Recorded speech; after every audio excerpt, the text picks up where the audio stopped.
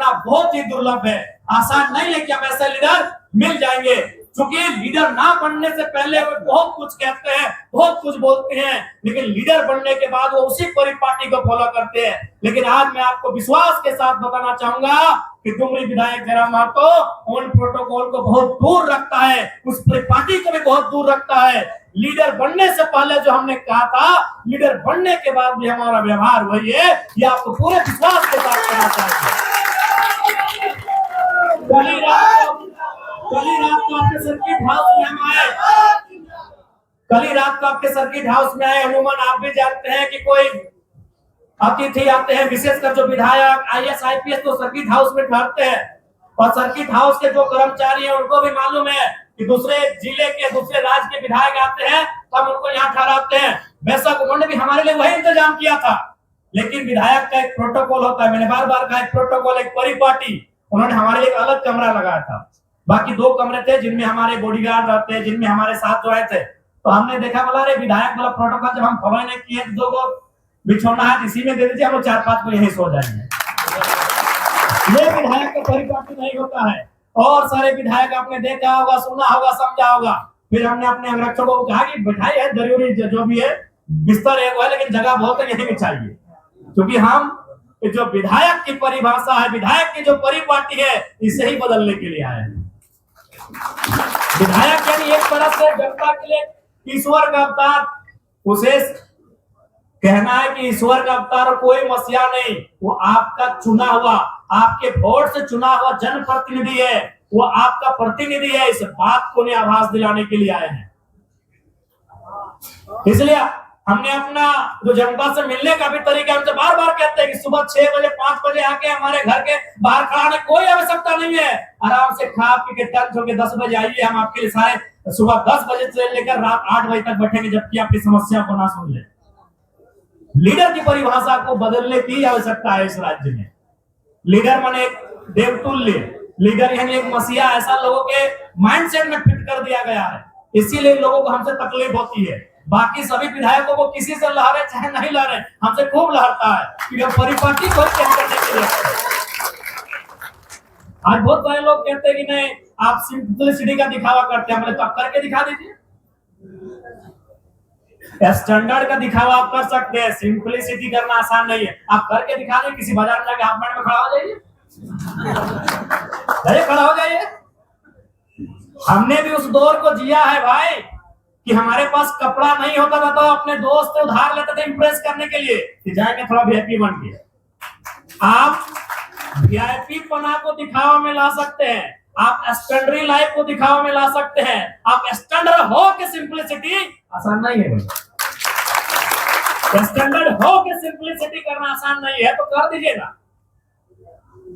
जाइए वीआईपी मंचों में सरल स्वभाव के साथ, जाइए वीआईपी मंचों में हवाई चप्पल पहन के, जाइए वीआईपी मंचों में, तब जानेंगे आपको सिंपलिसिटी करना दिखावा नहीं है, वो कर ही नहीं पाएंगे।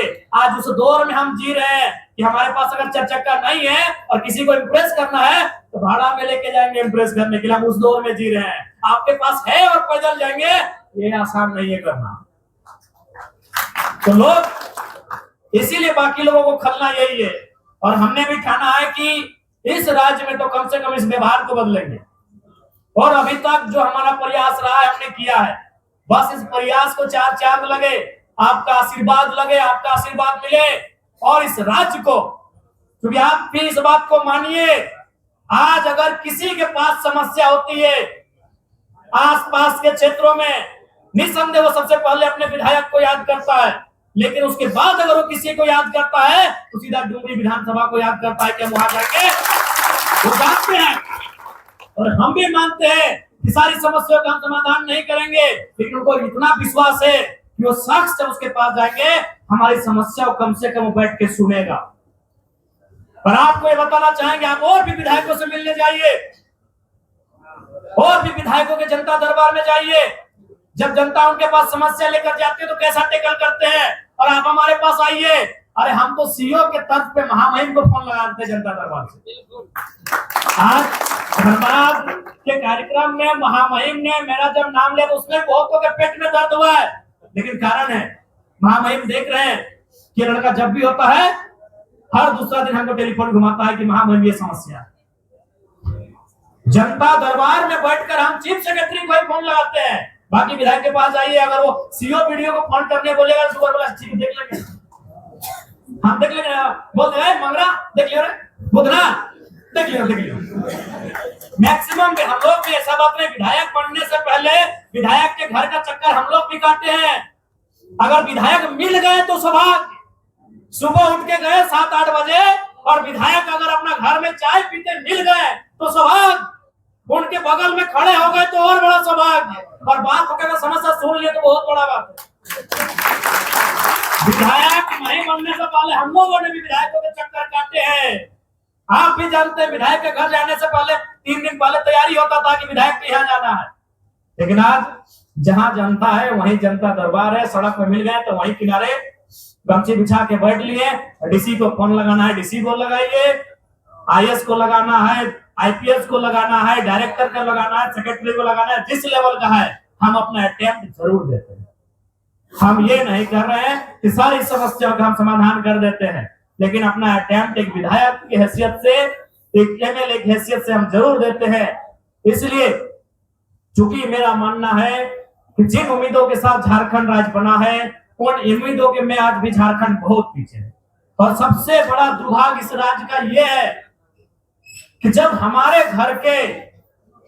ही घर के भाई हो बहन लोग जब वह अपनी योग्यता को साबित करते हुए जब उन जगहों में जाकर बैठते हैं जहां से झारखंड को बदलने की अपेक्षा है, वो खुद जाकर बदल जाते हैं।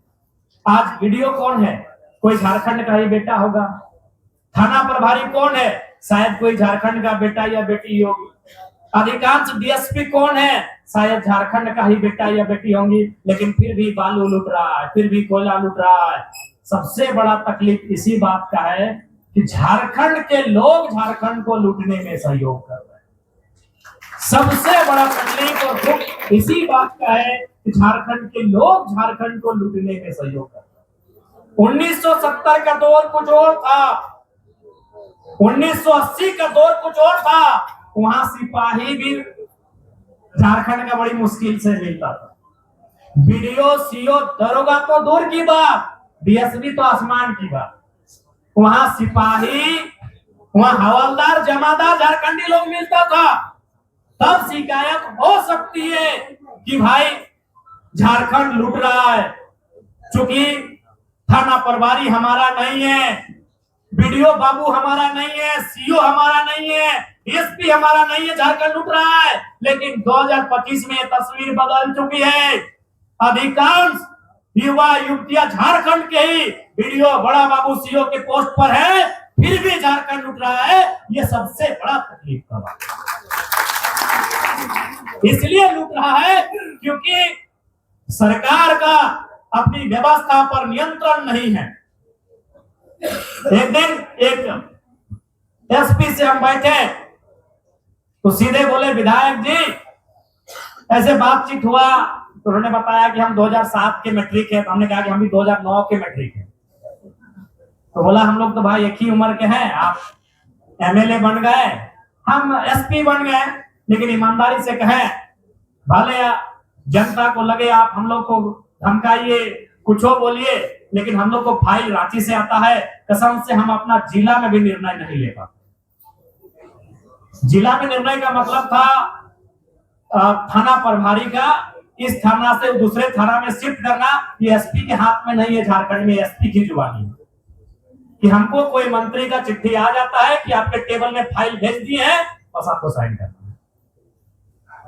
तो जब तक इन व्यवस्थाओं को बदलने के लिए आपको विधायकों की संख्या बढ़ानी होगी, आपको सरकार में आना होगा, सत्ता को जानना होगा, सत्ता को समझना होगा, सत्ता को चलाना होगा, ये व्यवस्थाएं बदलेगी। मैंने विधानसभा के सत्र में भी कहा था कि झारखंड का जो आम व्यक्ति है, जो गांव में रहता है, खेतों में खलिहानों में काम करता है, जो फैक्ट्रियों में मजदूरी करता है, जो रेजा कुली का काम करता है, जो चाय दुकान पान दुकान की गुंडी लगाता है, उसे नहीं मालूम है पॉलिसी क्या है, उसे नहीं मालूम है कि आपका बजट क्या है, उसे मालूम है थाना, अंचल और ब्लॉक। ये 3 चीज वो जानता है। अगर ये 3 चीजों में आप दुरुस्त कर दें इसे अगर आप करप्शन से मुक्त कर दें तो झारखंड के लोगों के लिए बहुत बड़ी बात होगी, और ये तभी होगा जब आप उस सिस्टम में बैठेंगे। आज बड़ा दुख लगता है, 25 सालों के झारखंड में आज हमारे पास क्या है? खनिज संपदा के बाद भी हमारे पास क्या है? इसके लिए नियत और नेतृत्व होना चाहिए। इनकी नियत नहीं है और ना ही नेतृत्व। अगर नियत और नेतृत्व अगर सटीक हो जाएगी तो हमें लगता है कि हमारा झारखंड राज्य कम से कम टॉप 5 के पायदान में जरूर आएगा। हमारे पास बहुत ही संसाधन है, बस हमारे पास नियत और नेतृत्व की कमी है।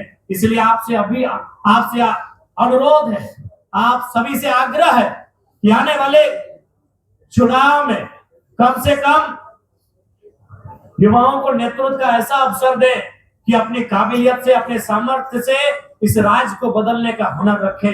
आपको ये प्रयास करना होगा। आज पलामू की पावन धरती में कहना चाहेंगे, आज अभी हमारे बहुत सारे भाई लोग चतुर्थ वर्गीय जो कर्मचारी की बहाली है, जिसमें जिला स्तरीय बहाली की बात आई, बहुत सारी शिकायतें आई।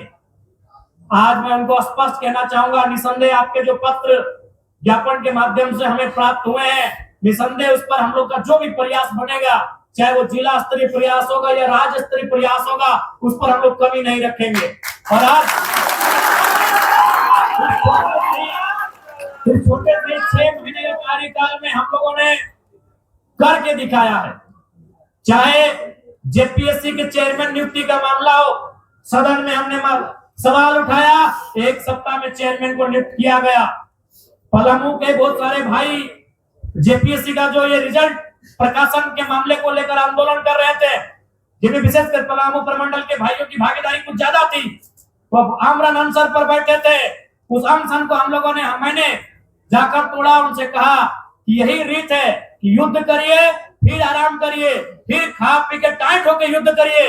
उनके अनशन को तोड़ा, उनको हमने महामहिम से मिलाया और महामहिम से मैंने सख्त आग्रह किया कि महामहिम, जब त्राही लोग यह करते हैं तो महामहिम को लोग याद करते हैं। आज छात्र त्राही कर रहे हैं, आपको इसको संज्ञान लेना होगा और कम समय में रिजल्ट का प्रकाशन कैसे हो, आपको मार्गदर्शन करना होगा।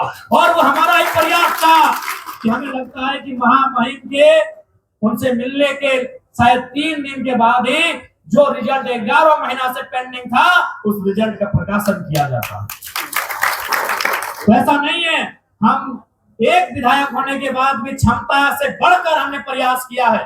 अब चाहे अपनी बात को विधानसभा में रखना हो, चाहे कोई मसला हो, कोई मुद्दा हो, उस विषय को मैंने मजबूती के साथ रखने का प्रयास किया है। लेकिन आपको भी मालूम है, कोई भी विधायक रहे, कोई भी पार्टी रहे, वो उतना ही ज्यादा मजबूत होता है जितना उसके पास विधायकों की संख्या होती है। इस बात को ध्यान में रखिएगा। आज हमारे पूर्व के वक्ताओं ने भी कहा कि आज बहुत सारे लोग अफसोस कर रहे हैं कि काश इस नौजवान के साथ इसके जैसे और 4-5 विधायक भेजे होते हैं तो आज विधानसभा के रूपरेखा कुछ और होता। आज विधानसभा का रूपरेखा कुछ और होता जब एक विधायक बन के हम विपक्ष की भूमिका में हैं। आप जो विपक्ष के राजनीतिक दल है उनसे भी पूछिए, आज एक अकेला विधायक हो गया, अभी 2-3 मिनट का समय में हम विपक्ष की भूमिका निभा रहे हैं। तो जिस दिन हमारे पास आधा दर्जन विधायक अगर हो जाते हैं और वो समय 15 मिनट 20 मिनट का हो जाता तो सोच लीजिए सत्ता पक्ष कहां रहता। आज हमारे एक सवाल से ये हम लोग अपनी प्रशंसा नहीं कर रहे हैं। आपने देखा होगा कि सवाल था हमारा इरफान अंसारी जी से और खड़ा हो गए हेमंत सोरेन जी।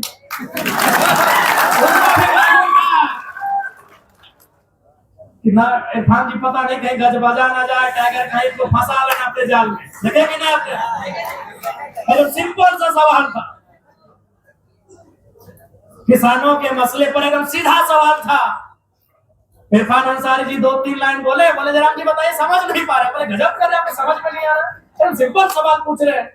मुख्यमंत्री को लगा नहीं भाई थोड़ा सा डैमेज कंट्रोल करते हैं। आपने देखा होगा एक दिन नहीं 2-3 दिन कई अवसर पर आपने देखा होगा कि हमारे सवाल को उत्तर देने के लिए खड़ा हुए कोई और मंत्री और जवाब देने के लिए सीएम साहब को भी खड़ा होना। तो आप अनुभव कीजिए कि अगर मेरे साइड से अगर विधायकों की संख्या बढ़ेगी तो सदन का परिणाम क्या होगा, सदन का माहौल क्या होगा। और एक बात तो ईमानदारी से आप भी जान रहे हैं, पता नहीं पलामू का हम नहीं कहेंगे, लेकिन उत्तरी छोटा नागपुर, कोल्हान और छोटा नागपुर के बारे में यही कहेंगे कि विधानसभा का जो डिबेट जिस चैनल में चलता है ना, उसको अभी लोग जाके सब्सक्राइब किए कि जरा मातो क्या बोलेगा। लोग यहाँ देश में नहीं जानते कि डिबेट कौन चैनल में चल रहा है, विधायक लोग वहां क्या बोल रहा है। उस चैनल को अभी जाके लोगों ने सब्सक्राइब किया है और अभी उसका संख्या भी बढ़ा है। एक विधायक आने से इतना माहौल बदला है, एक विधायक आने से इतना परिपाटी बदला है। जिस दिन दर्जनों विधायक आएंगे, 20, 22, 24 और वो संख्या 40 के पार होगी, आप कल्पना कर सकते हैं ये राज्य जरूर बदलेगा, बस आपको उसमें निष्ठा होनी चाहिए। इसलिए आज आप सभी से आग्रह होगी और निसंदेह आज झारखंड की सबसे ज्वलंत मांग स्थानीय नीति है। आज देखिए कि आंदोलन हम लोग झारखंड में कर रहे हैं और इसका असर बिहार में हो रहा है। बिहार में नेता प्रतिपक्ष माननीय तेजस्वी साहब कह रहे हैं कि हम अब बिहार में अगर सरकार बनेगी तो बिहार की जो नौकरियां हैं वो 100% बिहारियों को दी जाएंगी। आंदोलन झारखंड में हो रहा है, असर बिहार में हो रहा है। आज जन स्वराज पार्टी आज अपने जब कैंपेन में जाती है, चुनाव कैंपेन में, वो जाके झारखंड के 80 विधायक नहीं, एक लोकप्रिय विधायक के उदाहरण को रखती है कि झारखंड की असेंबली में एक नया विधायक आया है गरीब घर का, जाइए उसको सुनिए, उसको देखिए कैसे अकेले वो सदन में जनता की बातों को उठाता है। आंदोलन हम झारखंड में कर रहे हैं, असर बिहार में हो रहा है, ये आपसे छुपा नहीं है। इसलिए आज इस राज्य की आवश्यकता है स्थान नीति, इस राज्य की आवश्यकता है नियोजन नीति, इस राज्य की आवश्यकता है तमाम वो नीतियां इस राज्य को मजबूत कर सके। इसलिए उस दिशा में अगर हमें बढ़ना है तो आपको राजनीति में बदलाव करने ही होंगे। ये आज से आपसे अपील करने के लिए आए हैं। निसंदेह हमें काम करने के लिए लगन है, उत्सुकता है, संभावना है, बस संख्या नहीं है। संख्या बढ़ेगी, संभावना बढ़ेगी, उत्सुकता बढ़ेगी। इसलिए आपसे आग्रह है, एक बार जरूर आत्ममंथन करें, जरूर आत्मचिंतन करें कि इस बार झारखंड की राजनीति की जो परिपाटी है उसे बदलना है या नहीं बदलना है। ये धरती वीरों की धरती है, चाहे वो नीलांबर पीतांबर रहे, राजा मेदिनी राय रहे या गणपत बाबू रहे। अनगिनत किस्से इस मिट्टी से जुड़े हैं, अनगिनत आंदोलन की दास्तां को इस मिट्टी ने देखा है। लेकिन आज हमारी सूझबूझ नहीं होने के कारण, आज राजनेताओं में विजन नहीं होने के कारण उस गौरवशाली परंपरा को, उस गौरवशाली इतिहास को मिट्टी में मिलाने में लगे हैं। तो आज हमें आवश्यकता है आगे आकर अपने कर्तव्य के अनुपालन करने की आवश्यकता है। ये पलामू की धरती में हम एक एक जनवासी से, एक एक जनता जनार्दन से कहना चाहेंगे और आपसे पूरा कहेंगे,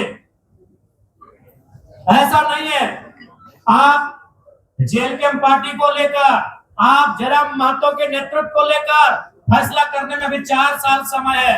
तब तक आप हमारे कार्यक्रमों को, आप हमारे क्रियाकलापों को, आप हमारे जो तौर तरीके हैं उनको बिल्कुल पूरा 4 साल अध्ययन करके ही हम निर्णय लीजिएगा।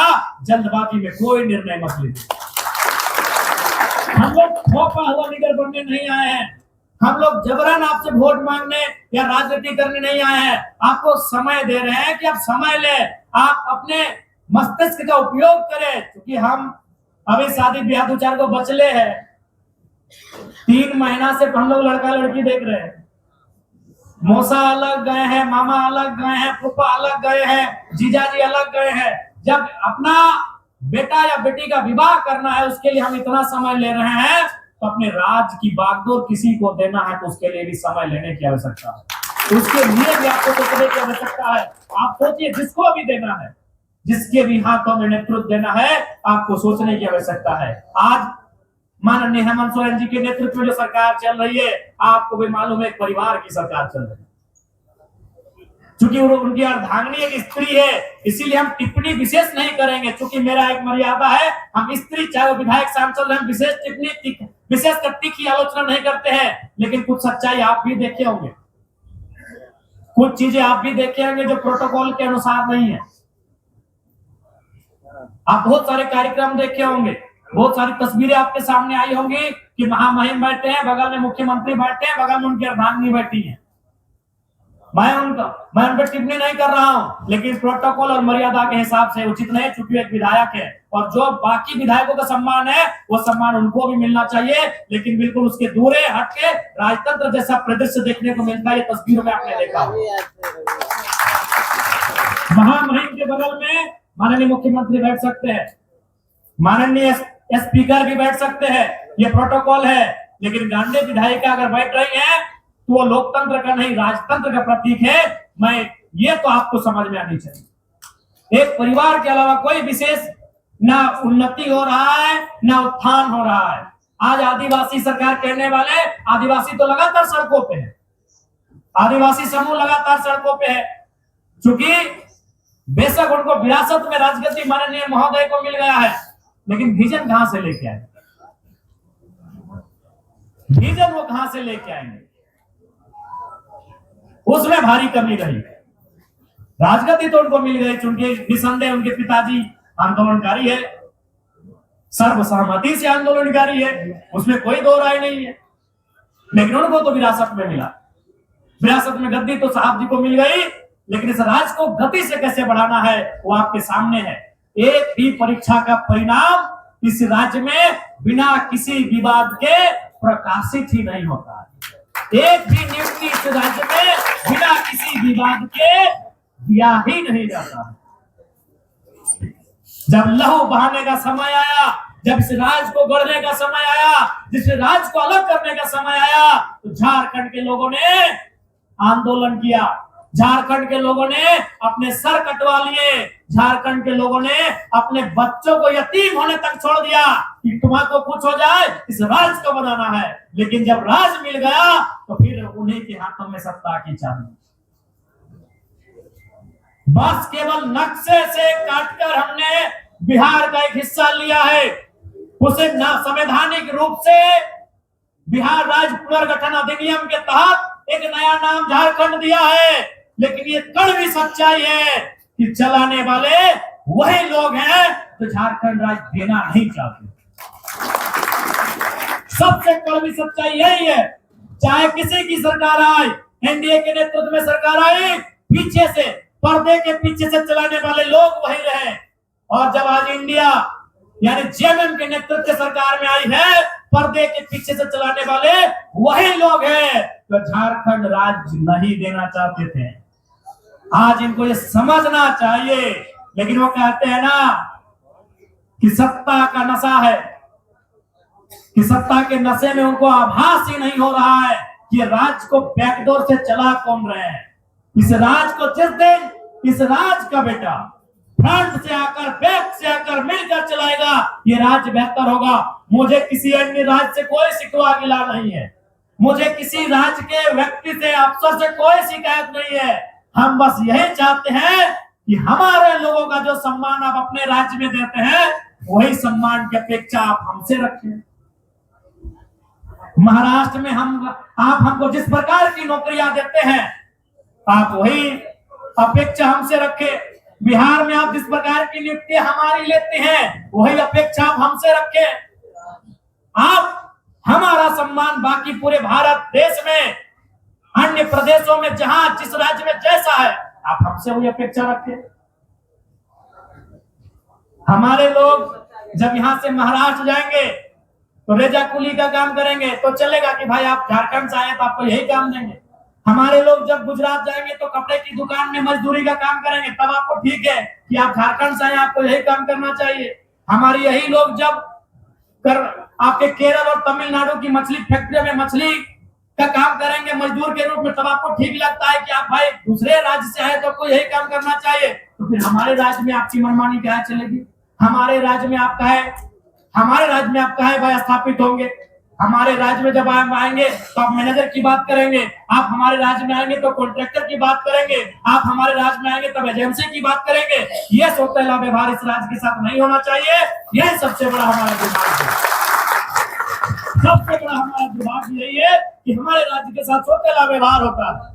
हमारे लोग जब अन्य प्रदेशों में जाते हैं तो निसंदेह उस प्रदेश में हमें जैसा काम मिलता है, जैसा रोजी रोजगार मिलता है, वो स्वीकार करते हैं, क्योंकि हमारा वो प्रदेश नहीं है, वो हमें ठिकाना दे रहा है। लेकिन यही लोग जब हमारे प्रदेश में आते हैं तो फिर ये उनकी हवा उल्टा बहती है। इसलिए आज आत्मचिंतन करने की आवश्यकता है, आज आत्ममंथन करने की आवश्यकता है, इस राज्य को लेकर कहां जाना है। और मुझे पूर्ण विश्वास है जिस दिन हमारे राजनीतिक दल से विधायकों की संख्या बढ़ेगी, माननीय सदस्यों की संख्या बढ़ेगी, जरूर इस राज्य में बदलाव होगा। और आपको 6 महीना के कार्यकाल में और एक विधानसभा के सत्र में आपको दिखा दिया है कि विधायक का पावर क्या होता है। ये करना नहीं चाहते हैं। मैं आपको बताना चाहूंगा 26 स्टूडेंट उनका रजिस्ट्रेशन में गड़बड़ी था, हमारे एक हस्ताक्षर से 6 घंटा के लिए साइट खुला, उनका 26 का पूरा रजिस्ट्रेशन हो गया। ये एक एमएलए की ताकत होती है। लेकिन ये लोग करना नहीं चाहते हैं। ये लोग करना नहीं चाहते, क्योंकि इसलिए नहीं करना चाहते हैं क्योंकि ये जानते हैं कि चुनाव हम समीकरण से जीत के आए हैं, जनता हमको वोट देगी ही देगी, जनता हमको वोट देगी ही देगी। इस माइंडसेट से चुनाव जीत के आते हैं। लेकिन उसके विपरीत हमारा स्थिति अलग है। हमको मालूम है कि हम लोग अच्छा नहीं करेंगे तो अगला बार पता नहीं हम लोग को जनता वोट भी देगी कि नहीं, क्योंकि हम लोग तीसरी पार्टी के रूप में आए हैं, थर्ड फ्रंट के रूप में आए हैं, तो हम लोग इस बात को जानते हैं। इसलिए आज कहीं भी रहे, कैसी भी रहे, किसी भी क्षेत्र की रहे, हम लोग का प्रयास होता है कि जनता की समस्याओं को सुने और उसका निराकरण करें। आज पलामू की धरती इतना गौरवशाली और गरिमामय इतिहास रहा है, लेकिन आज अन्य जिलों की तरह पलामू क्षेत्र की भी स्थिति जो है वो कहीं न कहीं दिन ब दिन बदसूरत होते जा रही है। आज आवश्यकता है सरकार को इस क्षेत्र में रोजगार सृजन करने की। आज पलामू एक समतल परिपाटी का क्षेत्र है, यहाँ नए उद्योग धंधे बसाने की आवश्यकता है। आज आवश्यकता है यहाँ की बड़ी बड़ी जो नदियां हैं उनके पानी को एकत्रित करके उनको किसानों तक पहुंचाने की आवश्यकता है। आज आवश्यकता है नए नए वैकल्पिक रास्ते तैयार करके यहाँ के नौजवानों को रोजगार से जोड़ा जाए, और जो हताशा निराशा भरे जीवन जीने के लिए बेबस मजबूर हो रहे हैं उन युवाओं में उम्मीद की एक नई किरण जागे। ये सरकार को रास्ता तलाश करने की आवश्यकता है। मैं निसंदेह विधानसभा के सत्र में सरकार पर भाषण के माध्यम से इन बातों को जरूर संप्रेषित करूंगा कि राज्य की दिशा को किस ओर लेकर जाना है। बस अते समय मिल जाए, क्योंकि समय नहीं मिल पाता है। और खड़ा होते ही अध्यक्ष महोदय बोलते थोड़ा टाइम को देख लीजिएगा, बोला जो करना है भाई। क्योंकि विधानसभा की एक गरिमा है। जैसे गांव घरों में अगर हमारा किसी से विवाद होता है और उस विवाद से लगता है कि हमें न्याय नहीं मिला है, तो हम बोलते हैं कि चलो तुमको कोर्ट में देख लेंगे, क्योंकि उस कोर्ट में हमारी आस्था है कि भले थाना प्रभारी नहीं हमको मेरा पक्ष सुन लिए, वीडियो सीओ भले हमको दरकिनार कर दिए, एसपी डीएसपी हमको दरकिनार कर दिए, लेकिन शायद कोर्ट में न्याय हो जाएगा। इसलिए आम व्यक्ति बोलता है चलो कोर्ट में देख लेंगे। अब आज लोग ये भी बोलते हैं कि विधायक जी विधानसभा उठा दियो ना। उसको लगता है कि शायद विधानसभा में जो बातें आएंगी उस पर काम होगा, क्योंकि वहां वन टाइम इस राज्य के 81 विधायक बैठे होते हैं। इसलिए उसकी आस्था होती है कि शायद विधानसभा में जो बातें उठेंगी शायद उन पर काम हो। इसलिए समय का बहुत महत्वपूर्ण स्थान है। लेकिन फिर भी हम लोग सड़क में भी लड़ना जानते हैं और स्पीकर के सामने भी लड़ना जानते हैं। लड़ झगड़ा के अपना समय ले ही लेते हैं।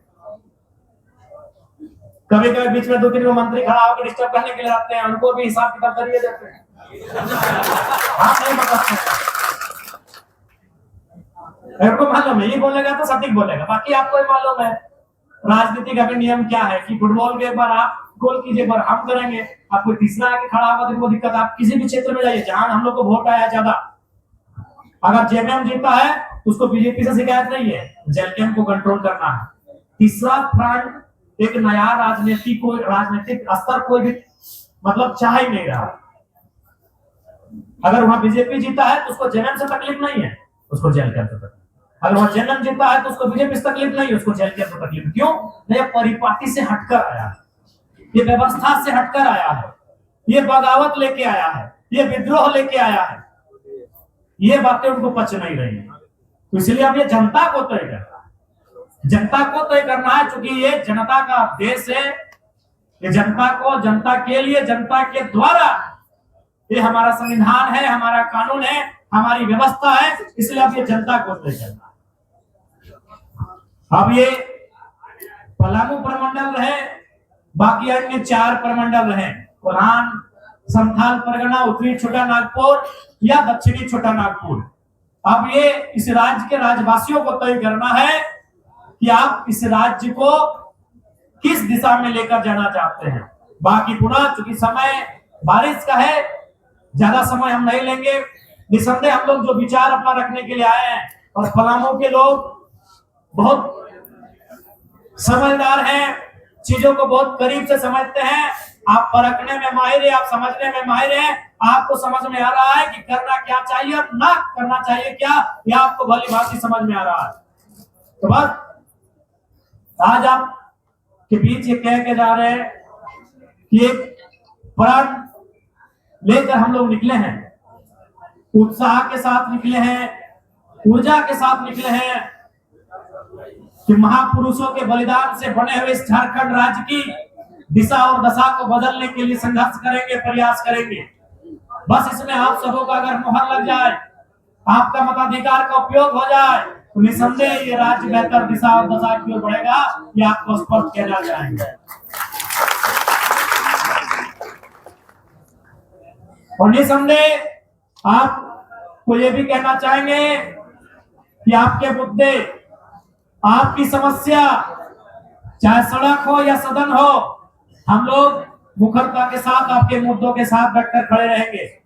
चाहे प्रखंड स्तर में व्याप्त भ्रष्टाचार हो, या थाना में थाना प्रभारी की मनमानी हो, या जिला पदाधिकारियों की मनमानी हो, जहां हमारे खड़े होने की आवश्यकता होगी, जहां हमारे बोलने की, लड़ने की आवश्यकता होगी, हम लोग कहीं भी पीछे नहीं हटेंगे। आपके मुद्दों के साथ हम लोग सड़क से बदल कर संग्राम करने के लिए तैयार रहेंगे, ये आपको स्पष्ट शब्दों में कहना चाहेंगे।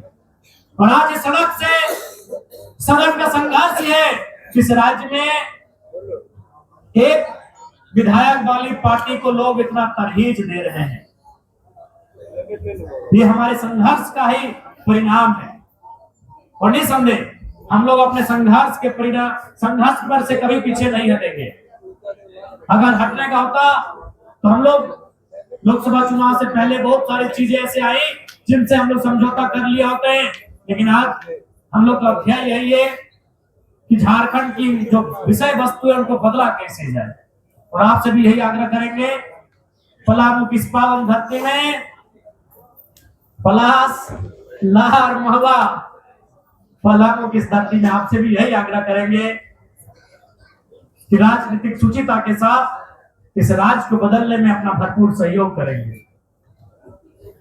क्योंकि बारिश का दिन है और हम तो सबसे पहले यही हमारी प्रार्थना होगी कि बारिश बहुत अच्छी हो, ताकि पलामू के साथ साथ झारखंड और भारत देश के किसान अपने खेतों की बुआई कर सके, धान की रोपाई कर सके। क्योंकि हमारा आसरा ही धान है, हमारा आसरा ही खेती है, तो हम जरूर प्रार्थना करेंगे कि वर्षा ठीक ठाक हो, आप खेती ठीक ठाक करें। क्योंकि सरकार की जब बात आएगी, राजनीति की बात आएगी, तो आप कृषि को इग्नोर थोड़ी कर सकते हैं। जिस दिन कृषि सशक्त हो जाएगी, जिस दिन खेती बाड़ी सशक्त हो जाएगी, बेरोजगारी तो आधे ऐसे कम हो जाएगी। आज जब कृषि बिल आया था भारत देश में, तो बहुत सारे लोगों ने कहा कि विरोध करने वाले किसान केवल पंजाब और हरियाणा के हैं। लेकिन क्या कभी आपने स्टडी किया कि हरियाणा और पंजाब के किसान क्यों विरोध किए? क्योंकि देश में हरियाणा और पंजाब के किसान ही ऐसे हैं जो खेती करके बिजनेस की टक्कर देते हैं।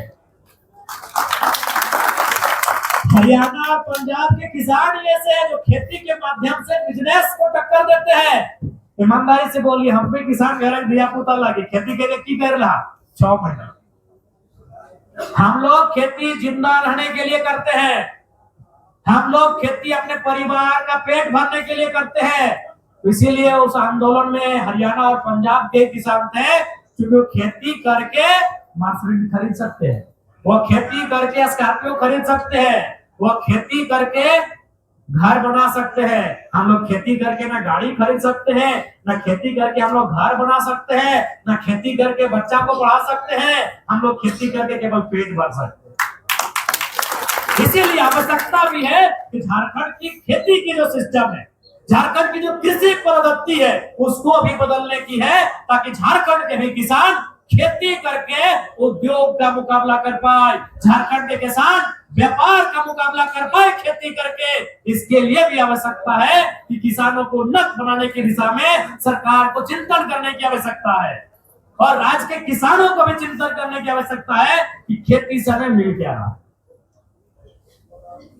बहुत ही गंभीर विषय है, क्योंकि हाँ, ये सच्चाई है कि कोचिंग क्लास में जाने वाला हर नौजवान आईएएस नहीं बनेगा, हर नौजवान जेपीएससी की परीक्षा को क्रैक नहीं करेगा, हर नौजवान जेएसएससी की परीक्षा को पास नहीं करेगा, हर नौजवान शिक्षक बहाली को पास नहीं करेगा, हर एक नौजवान जिला पुलिस की बहाली में उत्तीर्ण नहीं होगा। ये सच्चाई है, लेकिन ये भी सच्चाई है कि हर नौजवान के बाप दादा के पास खेत है, हर घर के पास खेत है। अगर खेती को उन्नत किया जाए, उस दिशा में देश और राज्य की सरकारें काम करने लगे, अगर कृषि को उद्योग के आसपास खड़ा किया जाए, कृषि को व्यापार के आसपास खड़ा किया जाए, तो निसंदेह आज जो इस देश की बहुत बड़ी समस्या है, उसमें हम लोग नियंत्रण पा सकते हैं। बशर्ते उस दिशा में बढ़ने की काम करने की आवश्यकता है, कोई करे तो। आज लोग कहते हैं कि हम 7 ट्रिलियन इकोनॉमी को टच करेंगे, 10 ट्रिलियन इकोनॉमी को टच करेंगे, और 2050 में 25-30 ट्रिलियन इकोनॉमी को टच करेंगे। अरे कितना ट्रिलियन इकोनॉमी को टच करेंगे? अगर सारा इकोनॉमी अगर अडानी साहब और अंबानी साहब की जेब में रहेगा तो कोई मतलब नहीं। आप कितना भी ट्रिलियन इकोनॉमी को अचीव कर ले। इसलिए हम लोग अगर राजनीति में जितना मजबूत होंगे, कृषि हम लोग का बहुत ही महत्वपूर्ण स्थान रहेगा कृषि में सुधार करने, क्योंकि कृषि एक ऐसा क्षेत्र है जिससे हम लोग बहुत दूर तक ले जा सकते हैं, बहुत कुछ कर सकते हैं। तो पुनः पलामू के किसान भाइयों को खुशी मिले, वर्षा ठीक ठाक रात को आए तो अच्छी बूंदाबूंदी बारिश हुई है, और यहाँ के खेत भी बड़े हरे भरे हैं। तो निसंदेह ये बारिश आपको राहत दे, आपकी अच्छी खेती हो, ये हमारी प्रार्थना है, विनती है। और पुनः आज के सभागार में आप दूर दराज से चलकर आए हैं, उसके लिए आपका अभिनंदन करते हैं, आपका आभार करते हैं। और चूंकि हम यहाँ आए और बहुत सारे झारखंड के साथ साथ पलामू के विषय में भी बात की है। अब सारे विषय, चूंकि एकलौता विधायक है, 24 जिले हैं, सारे विषय हम एक बार में विधानसभा में रख पाएंगे ये तो आपको वचन नहीं दे पाएंगे, नहीं तो हम भी झूठे हो जाएंगे और आप भी हमको उन नेताओं की श्रेणी में लाके खड़ा करेंगे। लेकिन आपका सबसे पहला जो वचन हम दिए है कि पलामू को राजधानी में तब्दील किया जाए, ये विधानसभा के सत्र में जरूर मौका मिलेगा। बाकी समस्याएं हैं, लेकिन इस टाइम में चूंकि हमें लगता है इस बार शायद 5 दिन का या 7 दिन का सत्र चलेगा, पता नहीं कितना चलेगा, ये बहुत कम समय का सत्र चलेगा। पिछला बार 1 महीना चला था, इस बार 1 महीना नहीं चलेगा। अगर 1 महीना चलता था 2-3 वो आपका मुद्दा को हम जरूर मजबूती से उठाते, लेकिन ये तो निश्चय रहिए उप राजधानी का मसला जरूर आपको किया के जाते हैं। इस बार जो मानसून का सत्र होगा निसंदेह उठाने का काम करेंगे, ये हमारा कमिटमेंट पलामू वासियों के लिए है, पलामू प्रमंडल के लिए है, पलामू वासियों। पलामू को क्षेत्रीय भाषा के लिए पुरुष और खोटा थोपा जा रहा है। देखिए हम तो निसंदेह सरकार से तब भी और आज भी कहते हैं कि झारखंड का जो बनावट है वो विभिन्न भाषाओं के लिए है। धनबाद बोकारो में जो भाषाएं बोली जाती है वो शायद गढ़वा पलामू में ना बोली जाती है।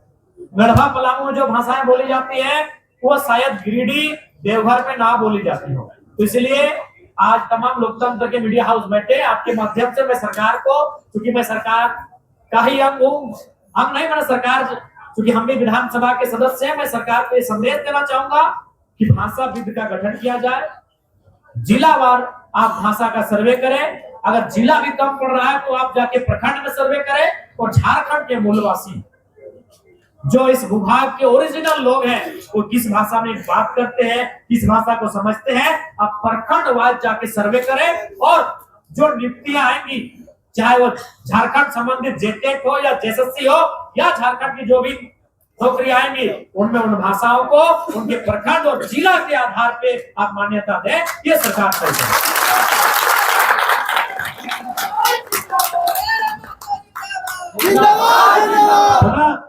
आज के इस कार्यक्रम के लिए आप सभी का धन्यवाद, और निसंदेह पलामू का इस सभागार जहां लोगों को खड़े होने की जगह नहीं मिल रही है, ये एक मुहर है, एक मुहर है कि विचारधारा की कोई सीमा नहीं होती है, संघर्ष की कोई सीमा नहीं होती है, त्याग की कोई सीमा नहीं होती है। धनबाद और बोकारो की सरजमी से आंदोलित हुआ यह युवा आज पलामू में भी वही मान सम्मान, वही प्यार को लेकर जा रहा है, वही दुलार, आपके वही आशीर्वाद को लेकर जा रहा है। ये हमारी पहली जीत है, ये हमारी पहली जीत है कि आपने हमें वही लाड, वही दुलार, वही प्यार दिया जो धनबाद बोकारो की सरजमी में वहां के लोग हमें दिया करते हैं। वही लाड दुलार आपने दिया, वही स्नेह, वही ममत्व आपने दिया, वही अपनत्व आपने दिया।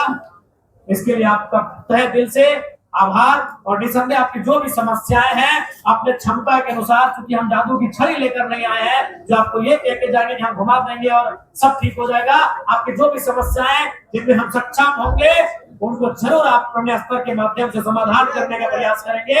इन्हीं वचनों के साथ, इन्हीं वादों के साथ आज की सभा को अंतिम पड़ाव की ओर हमारे स्वागत, माफ कीजिएगा, जो धन्यवाद ज्ञापन भाषण के साथ लेकर जाएंगे। उससे पूर्व पुनः आज के कार्यक्रम में उपस्थित तमाम पलामू प्रमंडल, विशेषकर पलामू जिला के अभिभावक, हमारे बुजुर्ग, हमारे चाचा जेठा, काका जेठा समान लोग, हमारी माएं, हमारी बहनें, हमारी दीदी समान नारी शक्ति, हमारे नौजवान साथियों, युवा संगी साथियों, मीडिया के तमाम साथी, हमारे पार्टी के तमाम, विशेषकर पलामू प्रमंडल और पलामू जिला के जिला कैप्टन, प्रमंडल कैप्टन, गढ़वा के जिला अध्यक्ष।